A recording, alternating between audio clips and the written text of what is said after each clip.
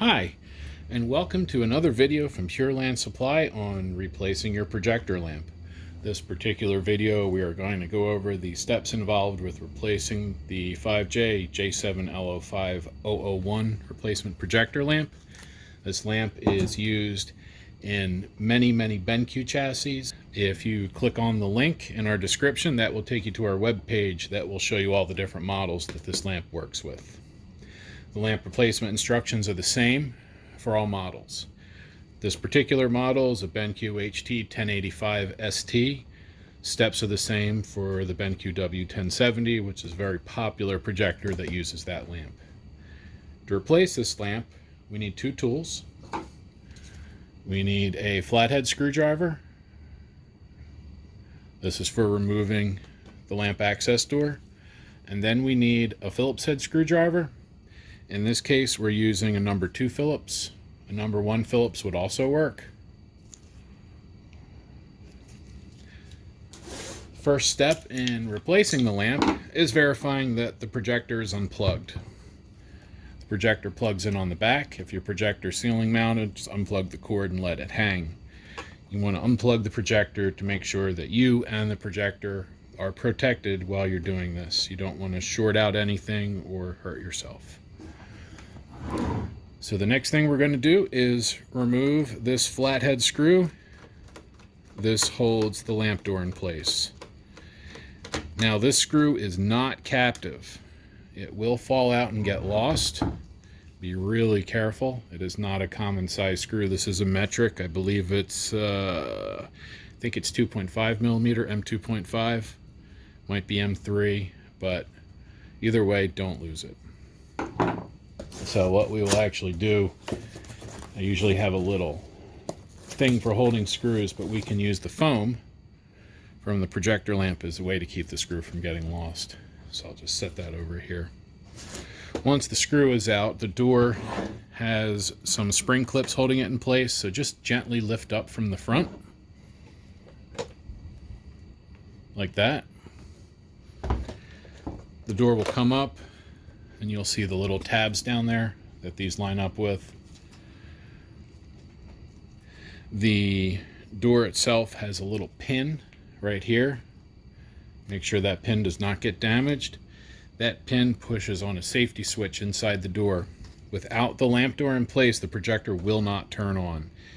This switch defeats the electric supply to the main power supply. So without the door, you will not get any power.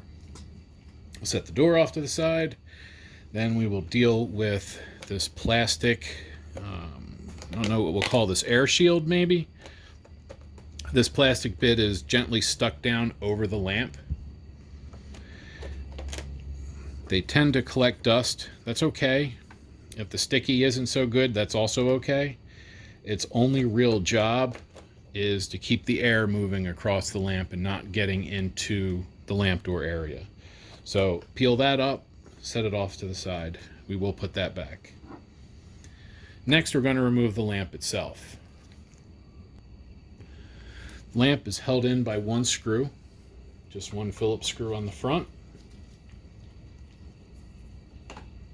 Turn that counterclockwise until you hear it hop. That means the screw threads are at the top, and then if your screwdriver is magnetic, like mine is, it will come out with the screwdriver. The new lamp will have a new screw, but just hold on to the old one for now. I'm going to put that with the lamp door screw. I don't want it to fall inside the projector. Then we take the handle, you flip the handle up, and just pull straight up. The lamp will disconnect on its own. You can see the connector right there, and you can see the alignment pins and where the screw goes through right there. So we'll set this lamp off to the side, and then we'll get our new lamp. The new lamp comes well packed. There are two pieces of foam in the box. There's the piece in the bottom and then the piece we took out that went on top. The lamp itself is then wrapped up in a nice foam bag to add some extra protection. If your old lamp is still functional, if it's dim and you're replacing it because it's getting near the end of its life, keep your old lamp. Use the bag in the box to store it so that you have an emergency replacement. If a few years down the line something happens to the new lamp, then you have a backup until you can get a proper replacement. So for this demonstration, we'll do that. I'm going to take the old lamp, just going to lock that handle back down so it's not flopping around, put it back in the bag, then I loosely roll it up and kind of fold that under, and that gives it a, just a little extra padding when it goes back in the box. And then once I finish with the screw, I'll put the foam back in the top. Our new lamp, you can see it's almost identical to the old one. Same connector. It's using an Osram 240 0.8 E20.9 bare bulb. It has the proper UV IR filter on the front. You can see that red, blue, purplish haze to it. We can also see that the air vents on the side are properly aligned to cause the air to circulate through the bulb properly and keep it cool, and then come out through the exhaust vent here. So to install this, flip the handle out so you can hold it, line it up, and really it just kind of drops in. Get the back connector lined up. I like to put my finger on the back like this and kind of help guide the connector, because once the connector lines up, it should just kind of drop into place like that. And then we have our alignment pins on the front.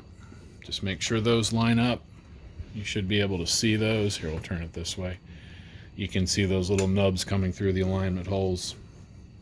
Then we'll take our screwdriver again, and we will run this screw in just until it stops. Don't use a screw gun for this, or power screwdriver, unless you set the clutch incredibly low, because we just want to take the screw till it stops. We don't want to over tighten it. You just want it to be snug, because over time, as these heat and cool, the threads can start to bind, and it can make it really difficult to get that screw out when it's time. So again, just kind of take it down. What I do, it gets tight here, and then I just tiny bit more, just a little bit, just so the fan vibration doesn't back the screw out. Make sure the handle's locked down. There's a small, you can kind of see it good right there. There's a little catch. That handle goes behind the catch. You don't have to put it there, but it just cuts down on possible rattling noise, fans making it rattle, that sort of thing. Then we'll take the this little plastic bit. There's probably a real name for it, but I don't know what it is. I'm just going to call it the plastic bit. Lay that back over top. Make sure the hole for the door switch is not covered too much, and that hole is lined up over the back of the lamp. Because once we put the door on, that pin will push on the door switch, and that pin kind of just helps keep the lamp connector snug. And to put this door back on, we're going to put these tabs in first, like this, and then push down. This latch right here will grab behind that metal.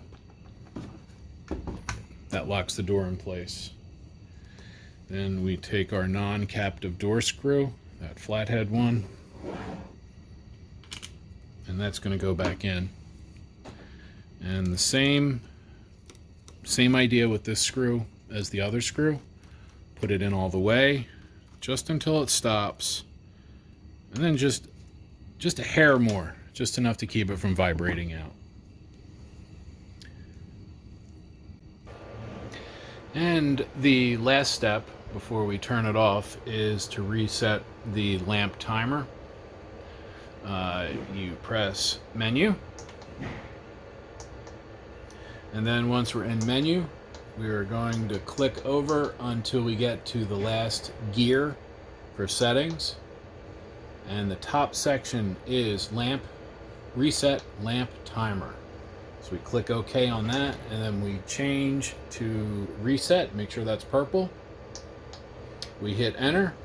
You get a reset successfully message, and now the lamp timer is reset. Double check your manual just to make sure that you don't have another thing that, another way to do that, but for most W1070 series, HT1085, all those, that's what's going on. And then the last step is to turn it off. Press it once and you'll get a message about pressing it again, and then that'll turn the lamp off. Oh, there we go, turning off, please wait. So that's how to replace the 5J.J7L05.001 for your projector. If you have any questions, please put them in the comments below, or give our office a call at 610-444-0590, and thank you for watching.